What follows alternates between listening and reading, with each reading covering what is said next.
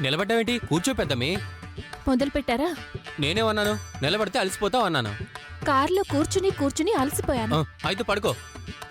కర్మ, కూర్చుంటానులేండి. సూపర్. కూర్చో కూర్చో కూర్చో. అమ్మీ, అక్కడ నేనేమన్నా మూర్ఖంగా మాట్లాడానా? లేదు నాన్న, మూర్ఖులతో మాట్లాడవంతే. నేనే అక్కడికి రాకుండా ఉండాల్సింది.